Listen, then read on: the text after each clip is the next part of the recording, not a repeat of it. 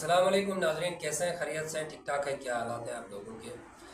आज की जो इन्फॉर्मेशन है पिछले 24 घंटे में जो भी डेवलपमेंट हुई है या जो भी पाकिस्तान के अंदर पाकिस्तान से बाहर जिसका जो नुकसान हुआ है या जो भी न्यू अपडेट आई है या जो भी न्यू इन्फॉर्मेशन हमारे सामने है हम आपके सामने रख लेते हैं। इसराइल ने बयान दिया है कि यमन से लेकर ईरान तक कहीं पे भी हम हिट कर सकते हैं। वो कोई भी हिट कर सकता है भाई, जिसके पास फ़िज़ाइया है वो कहीं पे भी जाके हिट कर सकता है। तो ये कोई बड़ी बात नहीं है। तो उन्होंने बयान दिया है कि हमें जब दिल हमारा करे हम यमन से लेकर ईरान की पट्टी तक, ईरान तक कहीं पे भी हम धमाके कर सकते हैं, मिज़ाइल मार सकते हैं, गोलाबारी कर सकते हैं, हम आज़ाद हैं। ये बयान उनकी तरफ से आया है। इसके साथ साथ उन्होंने कहा है कि हम किसी भी वक्त ईरान पे हमला कर सकते हैं।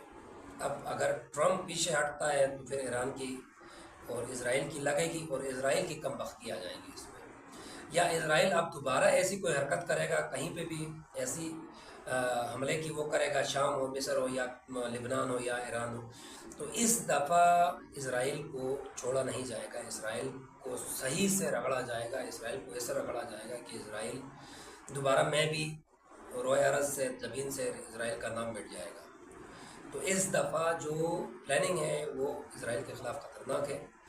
बस ट्रम्प हट जाए, इज़राइल कोई हमला करे, इज़राइल का एंड ऑफ इज़राइल होगा। ग्रेट इज़राइल जो है वो भूल जाओ, एंड ऑफ इज़राइल होने वाला है। इसके साथ साथ 10 जुलाई का अल्टीमेटम था अफ़गान महाजरीन जितने भी पाकिस्तान में हैं उनको पाकिस्तान से निकलने का।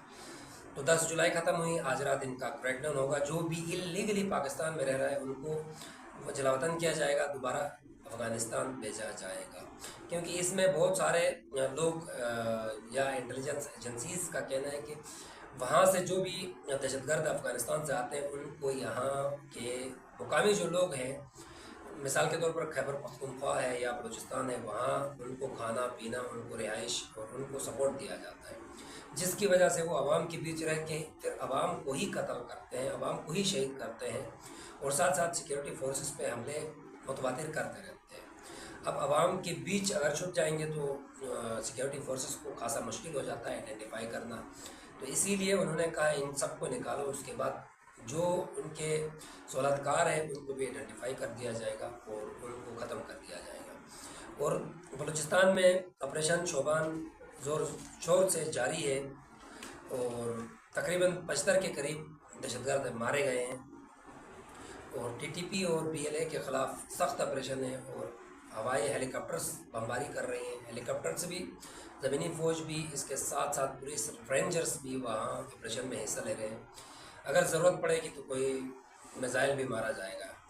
और कल जो खबर थी, कल खबर आई थी कि पहाड़ों पे छुपे हुए हैं और तकरीबन 1 लाख के करीब है। वो एक मेंबर है वहाँ का, उन्होंने बोला था, लेकिन मेंबर भी तो कमाल का है। 1 लाख छुपे हुए हैं, उसको पता है और वो कुछ नहीं कर सकते।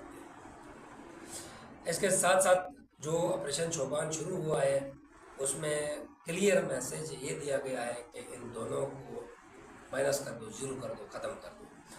अब इन दोनों को ख़त्म करने के बाद अगर ये अफ़गानिस्तान में छुपे हुए हैं तो अफ़गानिस्तान को भी नहीं छोड़ा जाएगा। और इनके जो सहूलतकार हैं पाकिस्तान के अंदर हो या पाकिस्तान के बाहर हो, अमेरिका हो, भारत हो, कोई भी मुल्क इनके पीछे सपोर्ट दे रहा है उसको भी नहीं बख्शा जाएगा। वैसे ही हालत इनके ममालिक में भी हो जाएगी। तो सब्र करो थोड़ा, क्योंकि ऑपरेशन शोबान अभी कंटिन्यू है। जब ख़त्म होगी तो आपको रिजल्ट का पता चलेगा कि किसका क्या ख़त्म हो चुका है।